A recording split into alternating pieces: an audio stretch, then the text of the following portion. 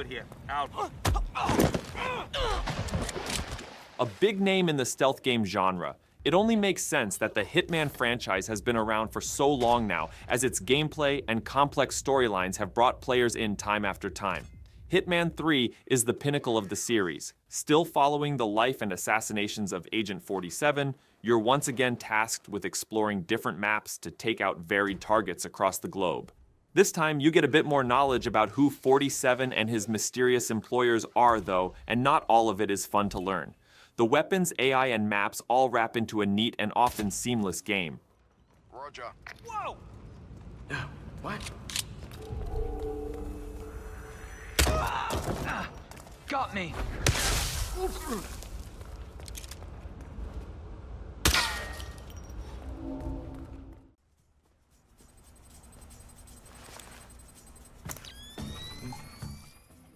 Splinter Cell Chaos Theory is a stealth action game developed and published by Ubisoft in 2005.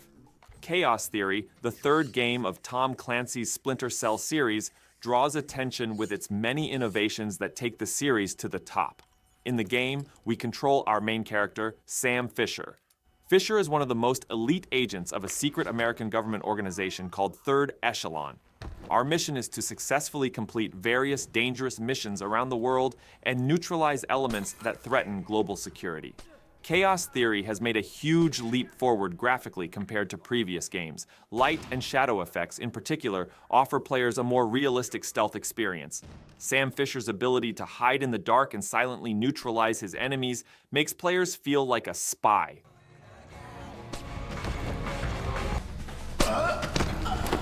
Purity! Help me!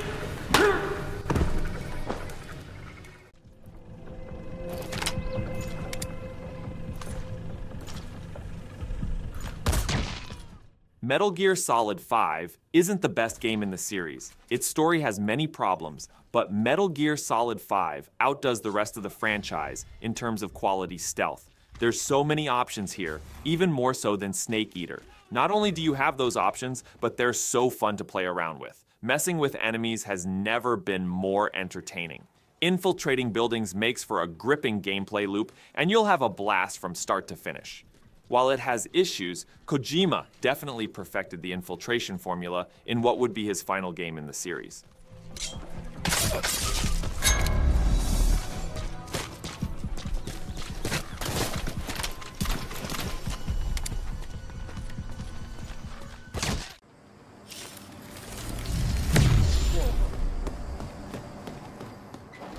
Like Metal Gear Solid 5, Deus Ex Mankind Divided isn't the best game in the series, and arguably doesn't even surpass its predecessor.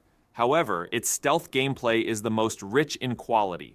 One of the main criticisms of Human Revolution was the boss fights that had to be killed, even in a title that rewarded a non-lethal approach. Mankind Divided fixed that, and you can go through the whole game non-lethally. More options were given to both the stealth approach and the action one, making the two playstyles more fun to experiment with. Playing stealthily through the whole game is highly enjoyable, even in the DLC content. Mankind Divided is a bit of a forgotten gem that not many played at release, and if you haven't checked it out yet, you definitely should.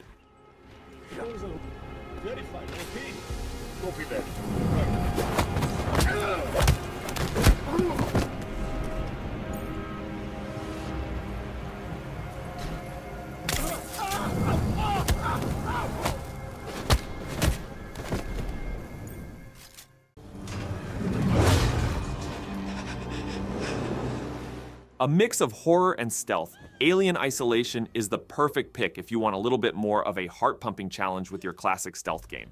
If you're a fan of the Alien movie series, you'll have an idea of what to expect in this game.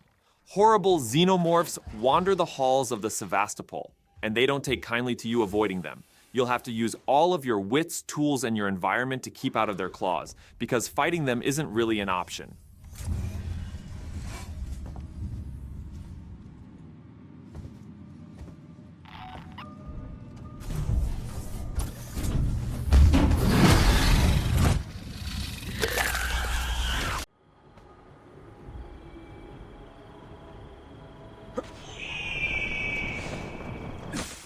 Out of the whole Assassin's Creed series, the original remains the best in terms of a raw stealth title. Assassin's Creed Brotherhood, on the other hand, delivers a wholly unique stealth experience with its multiplayer. With a maximum of 6 people, you must assassinate a certain player while protecting yourself against others who have you as their target. You must scope out the area because the targets will always look like NPCs. If you're in the lead on points, you'll have more pursuers to compensate, heightening the stakes. This formula created pure magic, and it was so fun to play again and again. While not objectively the best stealth multiplayer, it is the most fun. Unfortunately, the servers are shut down, so this magical multiplayer is gone for good. Get him!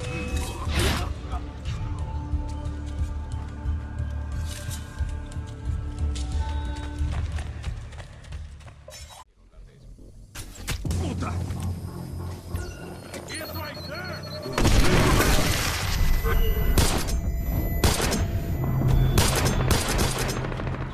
Blacklist does not get the credit it deserves for being one of the best stealth games in recent times. What Ubisoft Toronto managed to deliver here is truly remarkable.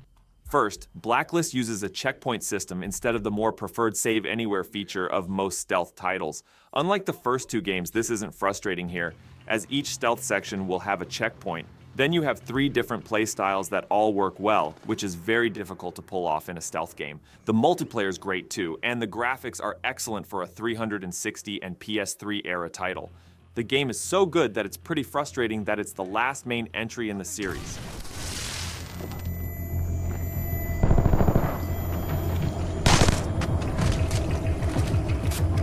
There!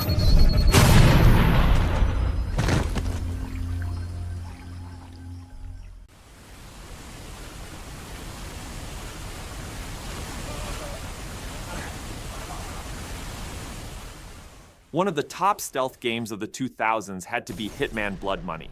The game improved and refined everything from the previous installments, complete with a stellar roster of levels that are still fun to play today. The Opera House, the Heaven and Hell Club, the Neighborhood, and the Playboy Mansion level are all great and some of the series' best. What's cool about this title compared to the newer Hitman games is the first-person view option. This gives you better aim while shooting and even allows you to pull a nice trick on the final boss. With Blood Money available on modern platforms, you have to play this classic stealth title.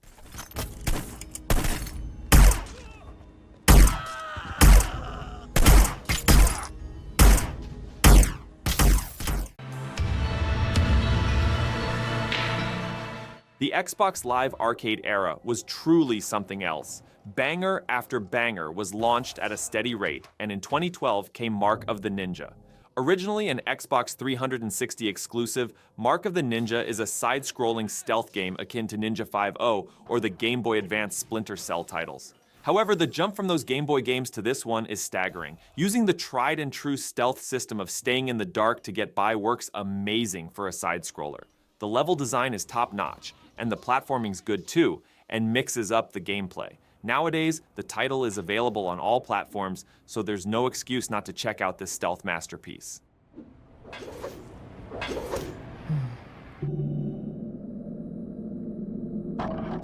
We need to make him look the other way.